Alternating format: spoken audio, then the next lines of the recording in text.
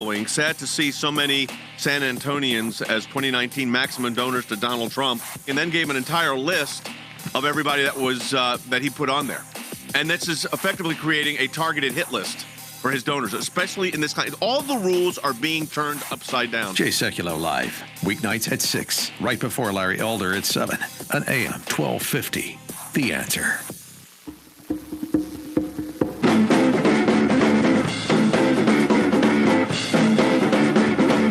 Criminals keep breaking the law. I know that may seem shocking, but that's what's happening, and criminals just don't seem to want to cooperate. They keep breaking laws, including gun laws. Last night in Philadelphia, a guy who should have still been in prison, and very much should have still been in prison, got in a shootout, I should say, with the cops and needed, he ended up shooting 6 of them. The cops were trying to execute a drug warrant when this guy opened fire on them. The standoff lasted several hours. The cops are all okay, some injuries, but they're all okay. The suspect is Maurice Hill. Now, he's a 36-year-old guy. He had pleaded guilty to 2 gun violations back in 2008. He was not allowed to carry a gun back then because he had been convicted of a felony. So he pleaded guilty, and I think he did about 1.5 years in jail for that. He also had a resisting arrest and an aggravated assault on his resume. So obeying laws, hasn't exactly been Maurice's strong suit. And after the cops, and remember, as I said, they're going to be okay. After they were shot and Maurice was arrested, it took the mayor of Philly about 4 minutes to call for more gun control. Jim Kenney is the mayor, and this is what he said. He said, our officers need help. They need help with gun control. They need help with keeping these weapons out of these people's hands. Of course, there was a law intended to keep guns out of Maurice's hands, but Maurice doesn't seem to have much use for laws, apparently. The director of legislative affairs for the International Union of Police Associations, named Dennis Slocum, he's not buying what the mayor's selling. This is what Dennis Slocum said. Gun control means passing laws that restrict guns. Criminals, by definition, don't care what you pass. I think I've heard that before. Obviously, what we need is to get the crime-committing community involved in discussions about guns. Maybe get their input on which gun laws they might be willing to accept. Maybe find some that they would be willing to accept and go with those. Work out a compromise. At some point, you would think that the crime-committing community would see what all these crimes are doing to their image, and they would, cooperate more, just better for their image. Here's what else Slocum said. He said, for God's sake, they'll blow up things with fertilizer or go on stabbing sprees or use their vehicles to plow down pedestrians. The fault isn't the vehicle, it's the person using it. Now, Slocum is a former cop, obviously has a bias towards members of the crime-committing community, and apparently doesn't have too much faith in their willingness to adhere to laws. Maybe Kamala Harris or Elizabeth Warren, could sit down with the leaders of the crime-committing community and work something out. Maybe promise them free college or maybe free shoes or pants. In the meantime, there are a lot of people, including some Republicans out there, calling for more background checks and red flag laws.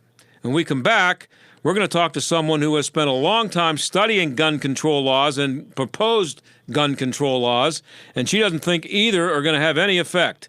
Of course, she might also be a little suspicious of the crime-committing community. Stick around.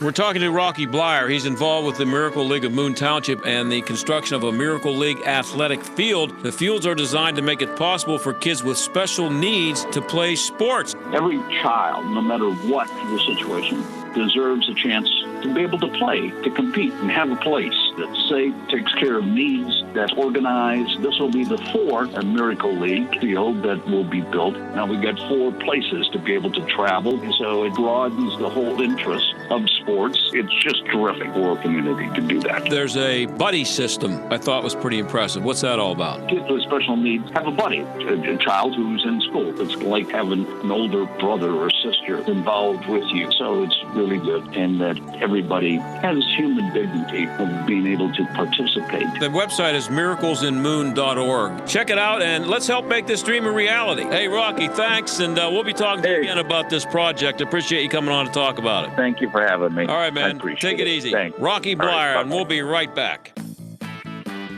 Waldameer is your summer oasis. Beat the heat with Waterworld's incredible giant wave pool, 2 fun-filled water playgrounds, and body and tube slides for all ages. Or simply float around the endless river or unwind in one of the 2 heated relaxing pools. There's something for everyone. And Waldameer has thrill rides like the incredible Chaos, family rides to share, and Kiddieland for your little ones. There's so much to do, you'll want to come back again and again. That makes a season pass your absolute best value. Don't have a season pass? Well, we've got a deal for you. Purchase a 2020 season pass in full, and starting this Sunday, August 18th, your 2020 pass will be honored for the remainder of the 2019 season. So you can ride, slide, and brave the waves as much as you like through Labor Day, plus be all set for next season. No better way to finish off the summer. Details at waldameer.com.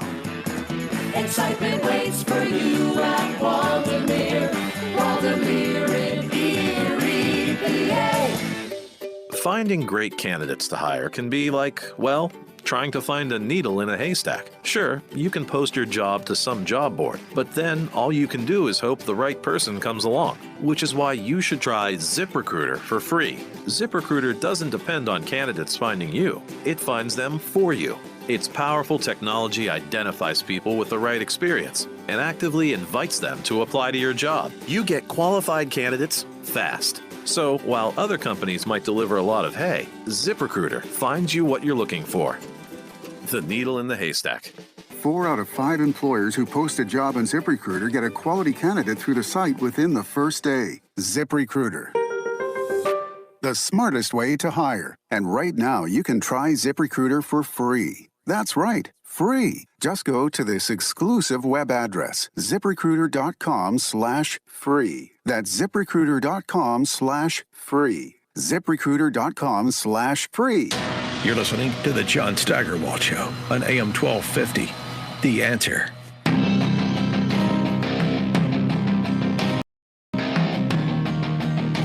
Well, it happens after every mass shooting. Politicians try to politicize it, and the Democrats running for president didn't waste any time.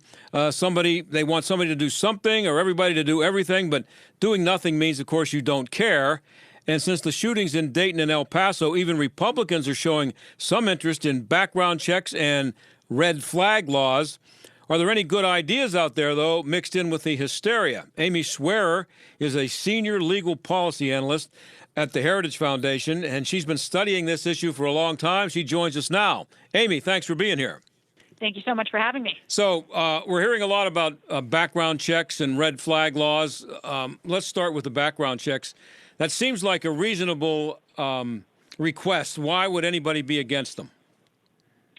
Well, so I agree that on the surface, it sounds rather reasonable to expect that people who are purchasing firearms are not, disqualified because they're felons or mentally ill. So the problem is that these really aren't hitting in an existing loophole. So right now, federal law already requires background checks be conducted on the vast majority of all firearm purchases or transfers. So it's not the case that you can just, ship a gun to yourself over the internet. That's not how that works. What universal background checks would do would be to require private citizens to pay a federally licensed firearms dealer to conduct background checks prior to any time they transfer a gun to another person, even if it's just temporary or a low-risk transfer to someone that they know is not otherwise prohibited. And so it places fairly substantial burdens on people to have to go to these brick and mortar stores and pay for this background check to be done in situations where there's really no risk involved. And in fact, it can impose burdens in a way that actually disincentivizes safe firearm ownership practices because it's creating barriers to those common low-risk transfers. So, I mean, that sounds like one issue for if I live in a city and I don't know where that brick and mortar place would be that I go to get my start my background check or get my permit or whatever it is. But if you're living in a rural area, what are we talking about here? So how far might the closest place that I have to visit be? Right, and that's really what this comes down to, is that in some situations this may not be too big of a hassle, but for other people this may impose very, very substantial burdens. You know, if you live out in a very rural area and it's, you know, say an hour or 2 hour drive to the nearest federally licensed firearms dealer, and you just want to, you know, lend your hunting rifle to a buddy to go hunting with on his next hunting trip, well, in order to then lend that rifle legally, you'd both have to go down, you know, drive an hour or two into town, run the background check, pay to have it run, and then when he goes to give it back to you, you'd have to go back and do the same thing every single time.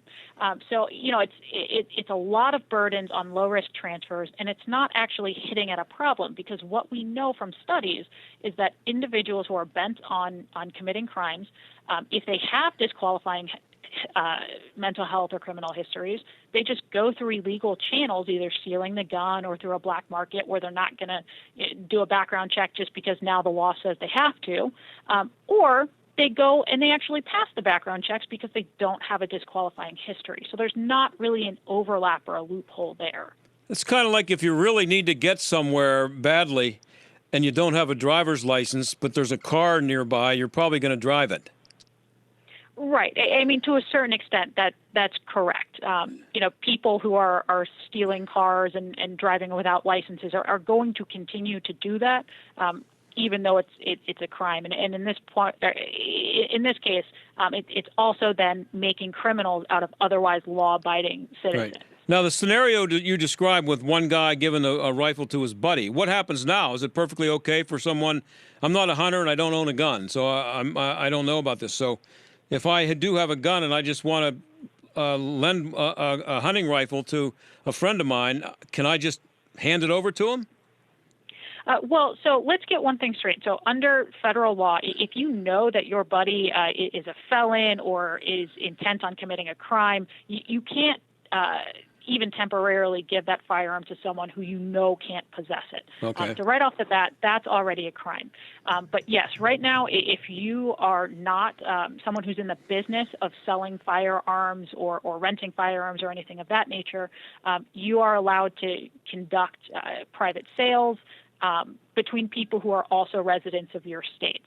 So it gets a little bit complicated because, again, most transfers are actually subject to background checks, but it doesn't impose, right now the law doesn't impose those types of burdens on what we would consider low-risk transfers. Again, private individuals who are lending or temporarily giving, selling firearms to another person within their own state. Now, would any of the recent mass shootings have been stopped by the background checks that are being proposed here and there? Well, and that's the key question, because the answer to that is no.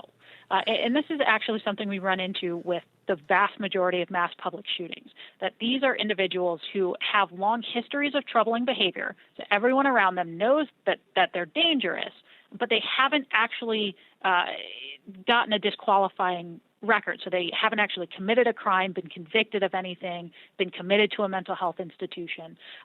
So what happens is they end up lawfully purchasing their firearms. In fact, most of these individuals passed background checks to begin with. So the problem isn't that they didn't have a background check, it's that no one took official action to disqualify them in the first place. Wow.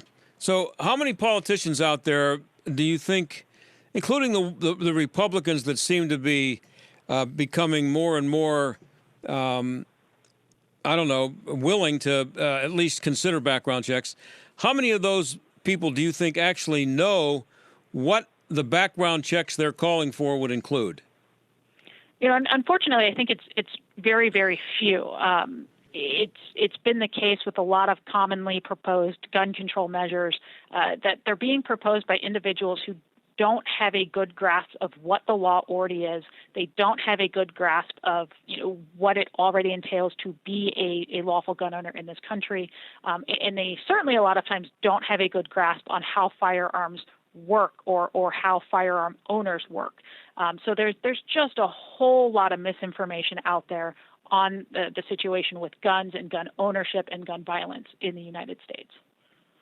Have you, in your studies of this, and we're talking to Amy Swearer, she's a senior legal policy analyst at the Heritage Foundation. She's done lots of work on the Second Amendment issues. Have you ever come across a background check that you like? A suggestion, Do you mean a policy proposal? No, yeah. Is anybody out there is there some form of background check that might be actually reasonable and not threaten people's Second Amendment rights? Well, so I think it's less about expanding background checks and more at this point about ensuring that individuals who are dangerous have those disqualifying histories, that they are either flagged through another process or that we're using our civil commitment laws and criminal laws to ensure that they have disqualifying records. Because again, right now, the problem is that they're already able to purchase them legally. So it's more of an issue of ensuring that these background checks are effective because they have the information in the databases preventing these individuals from purchasing weapons.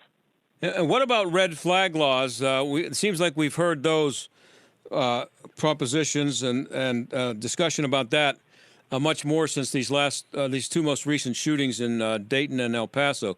Do they make any more sense than background checks? And would they be any more effective?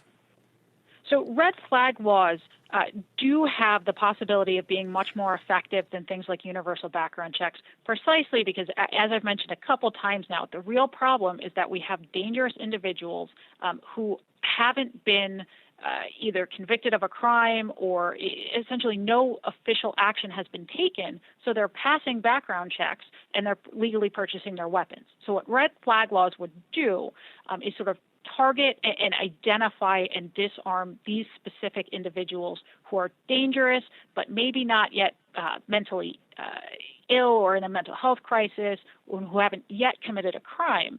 And it would allow either law enforcement or those near these individuals to petition a court to say, hey, this person is dangerous.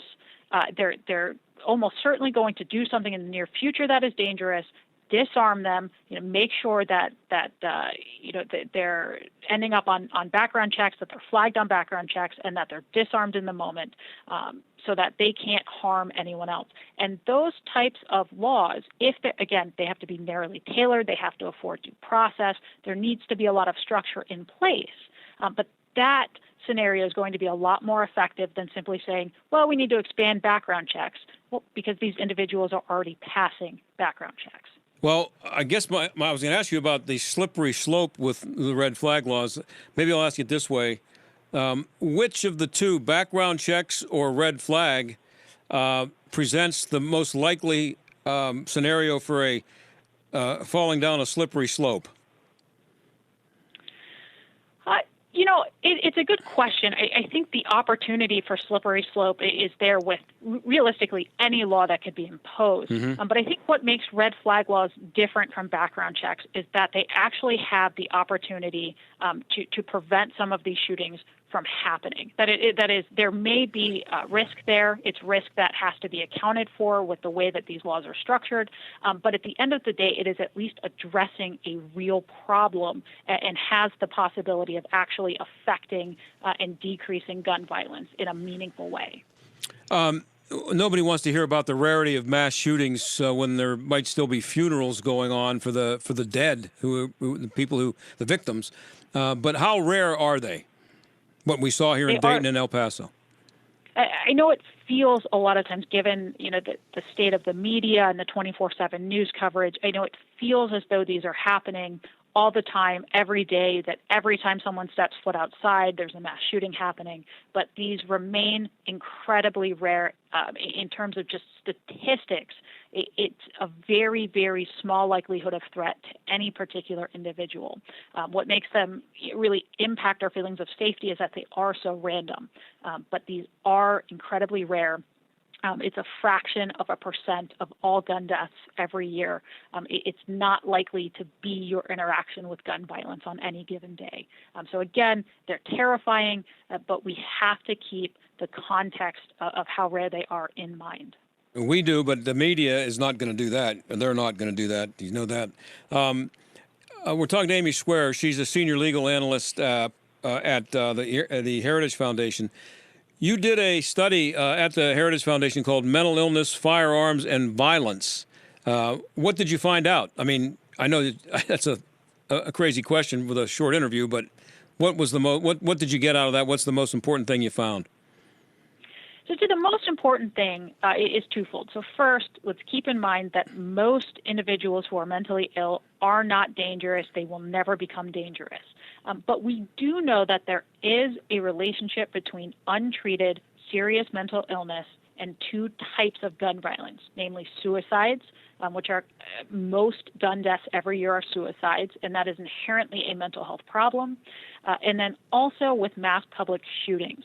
So we know that 2/3 of all mass public shooters have a broad psychiatric history where they were showing very, very serious signs of being mentally unstable, and about a third, quarter of them, somewhere in that range, also had a mental health diagnosis, which is far above what you see in the normal population. So there's, again, a connection there, but it's important that we don't categorize all individuals who are mentally ill as being dangerous. What about the call for banning of assault weapons? That happens predictably in the aftermath of any one of these events. Is that gaining any ground? Does it have any chance? So this is not a new proposal. This has been something that, I mean, for decades has been pushed, and in fact, we had an assault weapons ban for 10 years, and it expired. So it's nothing new, though there is some more push for it. The important thing to keep in mind here is that we're dealing with, one, a type of firearm that is commonly owned by Americans. There are millions of Americans who own these, who regularly use them for lawful purposes, including self-defense. So they have a civilian purpose, but that also these types of firearms are the least likely to be used in violent crime. So rifles of any kind account for about 3% of gun homicides every year, which is a very low percentage. They're not the weapon of choice for mass shooters. In fact, about 5 to 6 in 10 mass shooters actually use handguns alone. So they're being overplayed as a threat that they are not. They're actually the least likely, again, to be used in an unlawful context. So essentially you have people who are blaming the wrong type of firearm for the actions of very sick human beings. Are you buying into the theory that white nationalism is a major threat? I know that's separate from the issue about guns and what to do about guns themselves, but they seem to go hand in hand now, that white nationalists and assault weapons seem to be, a pair now. Right. And this is something that, especially in recent weeks, you've heard over and over again, that white nationalism is behind the rise of mass shootings in the United States. So let's be clear. There have been mass public shooters who have been driven by extremist ideologies, whether it's white nationalism, which is something we've seen lately in El Paso. We've seen it internationally in New Zealand. But when we look, again, just at the statistics here, most mass public shooters are actually not driven by any sort of clear ideological beliefs. And when they are, it can take many different forms. So all that to say, white nationalism, just like any other violent ideology, is a threat to the public, but it's not some sort of overwhelming, overarching threat. It's one of sort of many different types of threats we have to keep in mind when we're talking about gun violence or about domestic terrorism. So it's a threat, but it is not the greatest danger facing Americans. Oh, you'd never know that from listening to the media, would you? No, you would not. Amy, I appreciate you doing this as usual. Always good to have you on. You do a great job of clearing this up and making it easy to understand for idiots like me. I really appreciate it. Thank you. Thank you. All right, that's Amy Swearer. We'll be right back.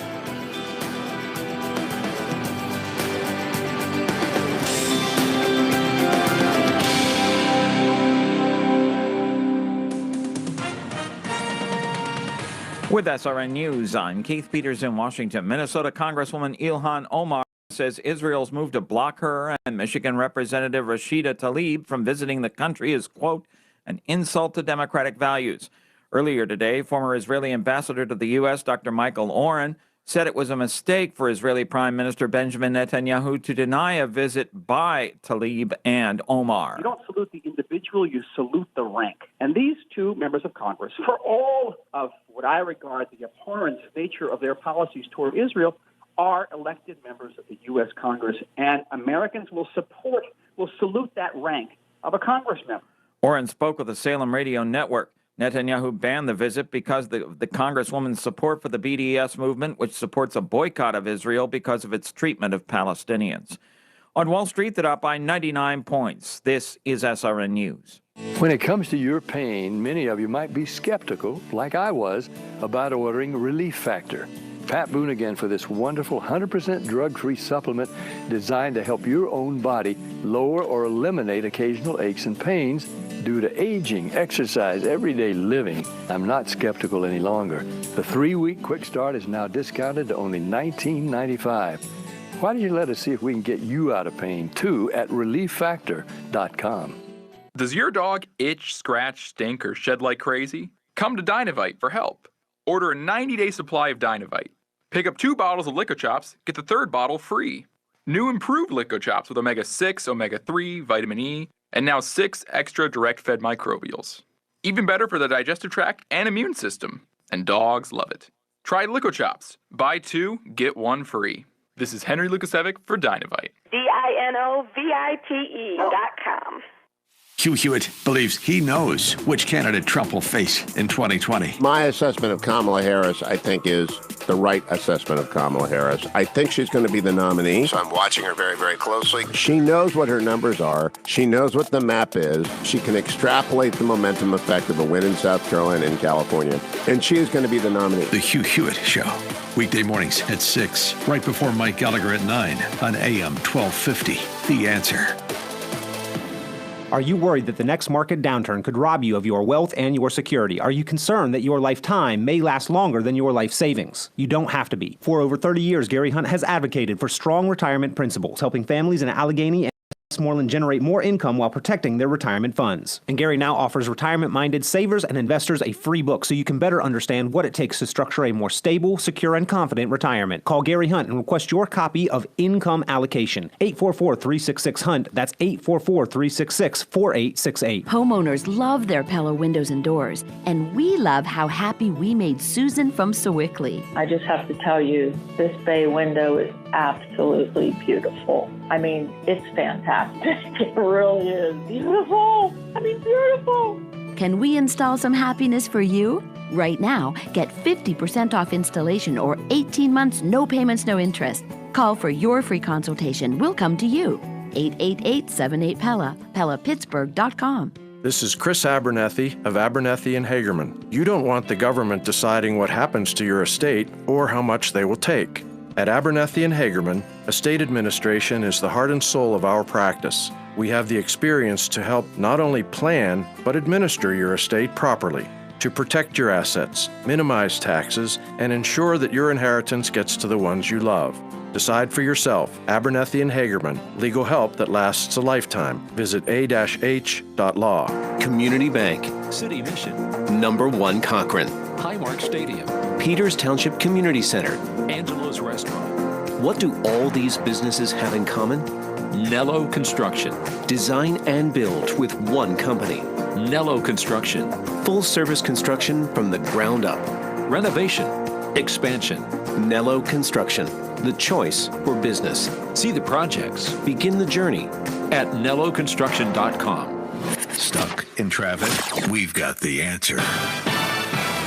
Got some flooding blocking Streets Run Road between Brentwood Road and Baldwin Road in Baldwin. Scott Township arcing wires, Green Tree Road at Washington Pike. There's a transformer explosion on Washington Pike at Vanadium Road. In Bridgeville, an accident, Millers Run Road at 79. Parkway East, very busy outbound, Bates Street to Edgewood, Swissvale, and inbound from Britton Road overpass to the Squirrel Hill Tunnel. That's a look at traffic. I'm Jenny Robinson. AM 1250, The Answer. Weather. A shower or thunderstorm will be in some spots early on this evening, and any thunderstorm could produce some pretty good downpours and damaging wind gusts. Mostly cloudy the rest of tonight, low 65. Tomorrow, periods of clouds and sun, 82. Patchy clouds tomorrow night, low 66. Saturday, intervals of clouds and sun. An afternoon shower or thunderstorm around 85 degrees. With your AccuWeather forecast, I'm meteorologist Danielle Niddle. This is the John Steigerwald Show on AM 1250 and FM 92.5. The Answer. Well, yesterday the Washington Post released a long study that obviously took a really long time to complete, and the conclusion was that the planet may be doomed if we don't do something about climate change and, of course, do it quickly. It's all about the rise in temperature, and the magic number is 2 degrees Celsius. James Taylor is a senior fellow for environment and energy policy at the Heartland Foundation. He joins us, Heartland Institute, right? I'm sorry. And anyway, he joins us now. Thanks for being here, James. Well, thank you. It is the Heartland Institute, and thank you for having me on today. Yeah. Okay. Yeah, it's the Institute. Sorry about that. It's a long piece in the Washington Post, which should do a nice job of adding to climate change hysteria. The headline is 2 degrees Celsius beyond the limit. Extreme change has arrived in America. So I guess the question is, would it be okay for me to join the hysteria now after this piece? Well, hysteria is the proper word because there is virtually nothing factual in the article, and what is factual is irrelevant. The most relevant fact when we're talking about climate change in the United States, after all, that's the topic of the article, is that there has been absolutely no warming in the United States since at least 2005. And that's from the official National Oceanic and Atmospheric Administration Climate Reference Network temperature data set. So if they're talking about extreme weather being here now, what they're talking about is old news, something that happened, about maybe 20 years ago at least. Now, this is what's amazing. I'm sure you read the piece. This is not a small piece. It's a big deal. And it was obviously a lot of work went into it. And you just come right out of the chute and say that all the work they did and they didn't get anything factual. How does that happen? Well, what they do is typical of these alarmist stories. They actually had a series of articles all thrown together here. But right off the bat, what they talk about, the introduction, is how somebody talks about how in the 1920s in New Jersey, the rivers and streams and ponds used to freeze more frequently than now. And implicitly, what we're led to believe is, oh, my goodness, how terrible. We don't have frozen ponds in winter. Well, during the 1920s, we were just escaping the Little Ice Age. It was the coldest period of the past 10,000 years, and it also brought with it plague, famine. The Black Plague was a big factor in this. You had extreme weather events much worse than today, crop failures all over the place. And as temperatures fell during that Little Ice Age, populations fell throughout the world. So there was a good thing that temperatures warmed before the Little Ice Age, and it's been a good thing that temperatures have warmed since. Now, as I said, though, the warming that occurred when the Little Ice Age ended, we're not seeing much of it now because temperatures right now are no warmer than they were in January 2005 when the National Oceanic and Atmospheric Administration put into effect its Climate Reference Network. Yeah, they spent a lot of time talking about a particular lake in New Jersey that used to freeze, and they have pictures of going back, some old black and white pictures of guys out there ice fishing, and they say they can't do it anymore. And I guess those pictures were from the Ice Age, but I read the piece. I don't remember them mentioning anything about an Ice Age. Of course not. And they also would lead you to believe that people today and for recent decades flock north and retire in Canada and Siberia because the climate's so much better. Actually, people vote with their feet, and it's warmer climates not only that have produced record crop yields during recent decades, not only that have caused a greening of the earth, not only have reduced global deaths that are caused by weather factors, but people are voting with their feet because they move to warmer climates because it is more enjoyable and it is better for human health and welfare. Yeah, I mean, I don't know if it's you. We've had you on before, I think, but I know I've talked to someone, either maybe from your organization, that made the point that warm weather is a lot better than having an increase in temperature is a lot better than a decrease. Ice ages are much tougher than little warming trends. Right, and when I mentioned the mortality data, well, we know for a fact that thousands, tens of thousands more people in the United States die each year during winter months than during summer months. Cold temperatures kill, and it's not just the United States. The Lancet, which is the most prestigious peer-reviewed medical journal in the world, they recently published a study. What they found is 7% of all deaths globally are caused by suboptimal temperatures. In other words, temperatures that are not ideal. Of those, 20 to 1, the ratio is 20 to 1 that cold temperatures kill 20 times more people than warmer hot temperatures. So to say that we need colder temperatures is just wishing death upon the human race. Now, my wife and I both are, we like winter, and I like snow, and I was disappointed last year because we had practically no snow. I like winter to be winter, and I prefer 28 degrees and a little bit of snow to 37 degrees and freezing drizzle. You know what I mean? So I'm kind of I'm a big fan of that, but I have this perception that when I was a kid, it just seemed like there was more snow. And of course, I was a kid in the 50s and 60s. So, am I imagining that, or was there actually more? I'm talking about in the Northeast because this story focuses a lot on the Northeast, by the way. But was there more snow in the Northeast and more ice in the Northeast back 50 years ago than there is now? Sure, and also when I was a kid in the 1970s growing up in Connecticut, the same was the case. Basically, what we see in the temperature history is that the Little Ice Age ended roughly the year 1900. Temperatures rose until about 1945. Then temperatures cooled until the late 1970s. So we had 35 years of cooling, and that's when you grew up and that's when I grew up. Oh. When that cooling ended in the late 70s, and temperatures have risen modestly since. But U.S. temperature stations still record the same temperatures now, no warmer than they were in the 1930s. The warming that we've experienced, that is warmer than what you and I remember in the 50s, 60s, and 70s, is merely taking us back to where we were in the 1930s and 40s before that most recent cool period began. So someone like my parents would have remembered less snow when they were growing up in the 30s. Most likely. Wow.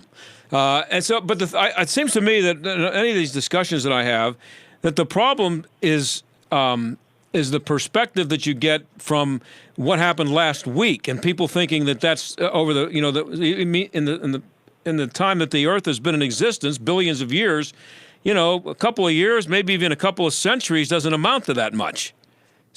Right. Plus, when people are conditioned to think that anything that happens is caused by global warming and climate change, as if hurricanes, tornadoes, droughts, and floods never occurred before the 1980s.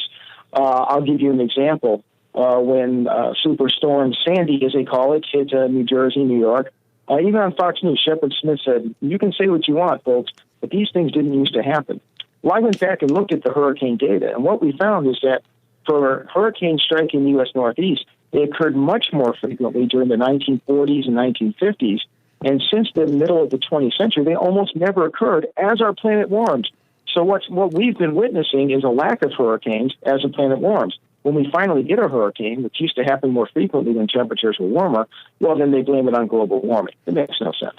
We're talking to James Taylor. He's a senior fellow for environment and energy policy at the Heartland Institute.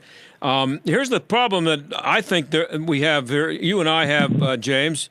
I have a feeling that more people are going to read that story in the Washington Post in the last couple of days than will hear this radio station or visit your website. And so that's a pretty important and pretty prevalent source there that is going to be promoting hysteria. And there aren't going to be too many people who are going to argue with it. It is an uphill battle we fight. We're going up against a well-oiled climate alarmist machine. The vast majority of government money, of think tank money, of non-government organization money goes on the side of alarmism. The media coverage is all on the side of alarmism. And we have to fight 10 times as hard to win, but then again, we have 10 times the amount of truth and facts on our side as well. So it takes a lot of work, and it's wonderful that your program is addressing this, and I keep working to get the message out on others as well. I think the American people are smart, and I think that when they have access to information and access to facts, I think the truth will prevail. Of course, the problem is that everybody should want to save our beautiful planet. And if you disagree with this story in the Washington Post, you are selfish and only care about yourself, and you only care about today, and you don't care about your children and grandchildren, because you obviously are just don't care that the planet is about to be destroyed by us. Absolutely. And the debate between global warming alarmists and skeptics isn't about whether the Earth is warming, or even so much about how much role humans are playing in it. It's whether we're creating a crisis, whether the warming is killing people, causing extreme weather events, etc. And the climate alarmists have very deceitfully framed the debate in the popular imagination as people who say that climate change, global warming is occurring, those who don't. But that's not the case at all. It's, are we facing a crisis? Because the fact that climate changes, which it always has, by the way, doesn't necessarily make it bad. If climate change is making temperatures modestly warmer, leading to more precipitation, greater crop yields, and fewer extreme weather events, which is the case, then that's a benefit. But again, we're fighting uphill against the public relations machine of the climate alarmists. Well, one of the things that they claim is that the sea levels are rising, and one of the reasons given for warming is that the Gulf Stream has slowed down because of all the Arctic ice melting, I guess, and that has caused more water to come toward the shoreline, which warms things up and causes problems. Yeah, it's funny because Arctic ice is on top of the water, not the land, so melting Arctic ice won't affect sea levels, but they like to lead you to believe otherwise. They'll talk about melting ice in Greenland, but from the 1910s to about 2000, 2010 or so, the temperatures in Greenland cooled and the ice sheet grew. I mean, it's a good thing the temperatures finally started warming and we've had some melting there, or else that would signal perhaps another little ice age or full-blown ice age. But the sea level rise has been happening since the mid-1800s at least, and it's been rising at the same pace now as it did throughout the 20th century and in the second half of the 19th century. And we were able to deal reasonably well with sea level rise with 19th century and 20th century technologies. So I suspect we'll be able to deal pretty well with it with 21st century technologies as well. Well, they give horror stories about people who own lakefront property or oceanfront property, I guess, too, mostly oceanfront, that they are having to move their houses back because the ocean is encroaching on it's going to knock their houses down. Well, the sea is rising, depending on which database you want to credit, approximately 8 inches to a foot per century. And that's been the case for over a century. It's something that, by and large, we can deal with. Are there going to be some impacts? Sure. Is it something that you restructure your society, force people into energy poverty, force people into energy scarcity for? No, I don't think so. Well, a personal experience, I have a place on Lake Erie on the Canadian side, and that's been in the family for a long time. Over 50 years ago, we were playing 7-on-7 tackle football on the beach of Lake Erie, no shoes, and running around in deep, thick, luxurious sand. And if you would go up there right now, our beach is about 3 feet wide. But that's over 50 years, And what's funny is now we're talking Lake Erie as opposed to the ocean. Right. And the climate alarmists have long been saying that global warming is going to cause drought, is going to cause the lake levels to recede, and that this would cause water shortages. And we've seen the exact opposite. Even as people use more water, they're drawing more water from the Great Lakes and the Great Lake watersheds, still the levels of the Great Lakes have been relatively steady and, in fact, rising somewhat. Yeah, and they're saying that the lake is higher now than it's been in 50 years, something like that. And I can see that. I don't need a scientist to tell me that. But it's just the natural flow of things, right?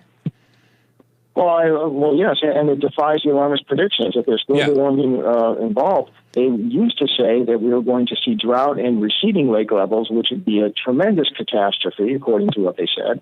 And now that it doesn't happen, I assume they'll probably claim that, well, no. Now when the exact opposite's happening, that's caused by global warming, too. I mean, global warming causes everything. Anything that you can predict. Right. If you predict both sides, if you predict heads and tails and say global warming causes both, well, then your theory can never be falsified. And finishing up here with James Taylor, Senior Fellow for Environment and Energy Policy at the Heartland Institute. I read the story, and maybe I missed it, but I don't remember reading anything in there that listed, number one, how any proof that humans have caused it, And number two, anything that anybody can do about it, other than, the usual stuff of cutting down on CO2 and all that. Right. Well, there isn't much factual basis to anything that's in that article, but we're trying to figure out what the percentage is of human versus natural causation. Carbon dioxide is a greenhouse gas. The absence in the atmosphere, you can expect some warming. But we also know that the warming that brought us out of the Little Ice Age began before there were coal power plants, before there were automobiles and SUVs. We know that solar output has increased during the past century. So really, we're probably seeing some of each. But the bigger question is, are we seeing a global warming crisis? And if the answer is no, which the answer appears to be, well, then everything that the New York Times says and that the alarmists say really amounts to a molehill compared to the harm of the so-called solutions that they would impose on this country. Well, James, I'm glad people like you and organizations like the Heartland Institute are around, because otherwise organizations like the Washington Post would put this stuff out and it would just hang out there, and it would not be contested at all. At least there's somebody out there telling people to hold the brakes a little bit, pump the brakes. So I appreciate that. Well, thank you also. Thank you also for calling attention to it. All right, James, thanks for being on. Appreciate it. Thank you, John. Take care. Okay, we'll be back. That's James Taylor of the Heartland Institute.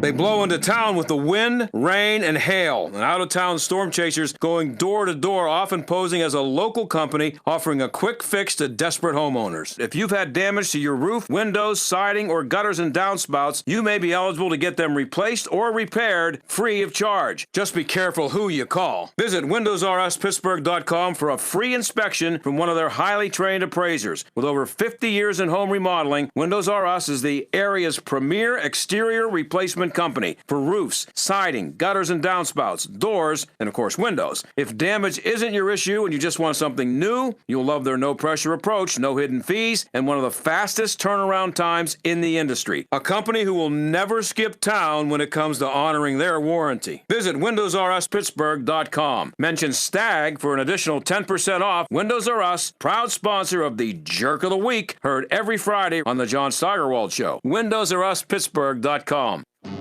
Driving is freedom. The freedom to keep moving, to control your destiny, and to choose your path. And now, that freedom fits in the palm of your hand. It's called Ford Pass, the only app that gives you roadside assistance, Ford Pass rewards, and now when you buy or lease a new Ford, earn points you could use toward flexible complimentary maintenance that gives you, well, more freedom. Ford Pass. Built to keep you moving. Built Ford proud. Visit your participating Ford dealership to find out about getting flexible complimentary maintenance when you buy or lease a new Ford and sign up for rewards. Roadside assistance is included for certain Ford owners and available to everyone for a per-service fee. Ford reserves the right to change program details without obligations. Visit your participating dealer or FordPassRewards.com for program rules and restrictions. Ford Pass, compatible with select smartphone platforms, is available via a download. A couple of weeks ago, we had Rocky Blyer here to talk about his work with Miracle League in Moon Township, Fields for Athletes with Special Needs. Jim Leland, the Pirates' former manager, is also involved in that project. Jim, thanks for being here. Great to be here, John. Great to talk to you. Tell me about the Miracle League of Moon Township. It's just a great thing for these kids, and it's a wonderful opportunity to people to participate. Some people are a little less fortunate than others, and I think it's just a great opportunity for people to volunteer and to help out and put a smile on somebody's face. I've seen the field that they put out in Upper St. Clair. It's amazing. Oh, it's unbelievable. The way they construct these things, they have the ramps and everything for the kids. It takes a little stress off the parents. I think it's what Pittsburgh's all about. It's just a great thing. It'll serve Montour, West Allegheny, Moon, Sewickley, Weirton, Steubenville, Beaver County, and surrounding communities. Approximately 100 to 200 children will be eligible to participate, and it'll also serve adults with special needs. So it's a great cause. And if you'd like to see how you can help, maybe donate some money, check it out at miraclesinmoon.org. Miraclesinmoon.org. We'll be right back. Warning. Property protected by electric fence. Sharks sighted in water. Warnings are truly handy. Bridge out. But you may not always get a warning when it comes to threats to your identity or the personal information on your devices. That's why LifeLock Identity Theft Protection includes Norton Security for even more protection. LifeLock uses proprietary technology to help detect identity threats, like your personal info for sale on the dark web. And Norton Security protects up to 5 devices from ransomware and other online threats. Plus, if you have a problem, our agents will work to fix it. Of course, no one can prevent all identity theft or cybercrime or monitor all transactions at all businesses, but having someone looking out for you... Warning, minefield ahead. ...will help keep you out of danger. Join now and get 10% off your first year. Go to lifelock.com and enter promo code TITTLE. That's promo code TITTLE for 10% off. LifeLock with Norton.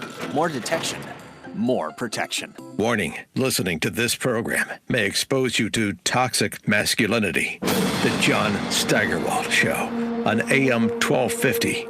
The Answer. I got a little less than 2 minutes to go here. I'm trying to figure out somebody I can have on the show tomorrow to talk about Woodstock.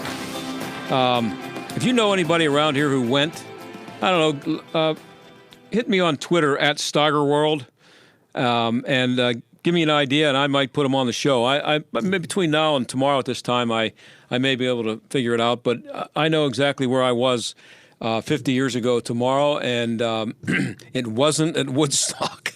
But I did have two friends, my buddy Goose and Ray. I can remember that. I guess it was a Friday that they left. It was a Friday, Saturday, Sunday, I think, 50 years ago. We were all 19 years old, and actually 20, and again, some of us were 21. But they drove from Pittsburgh up to New York and decided this sounded like a pretty good idea. Big music festival. You know all the names that were there. Jimi Hendrix, Crosby, Stills, and Nash. Everybody who was anybody was there. And they got within a few miles of it and turned around. They were smart enough to see that this was not going to be the kind of weekend that they were planning. And my guess is that they went there without tickets, because there were actually tickets sold to the concert. And the people who were putting the concert on that farm up there in Woodstock, they realized that they had thousands and thousands of people there who didn't have tickets, and there was no way they were going to be able to keep them out, so they just let everybody in. The babies were born there, and I don't know if anybody died, but it turned into its own city. So I'm going to try to do something on that tomorrow, see what I can come up with. But 50 years ago tonight, I had no intention of going to Woodstock, and I'm glad. See you tomorrow.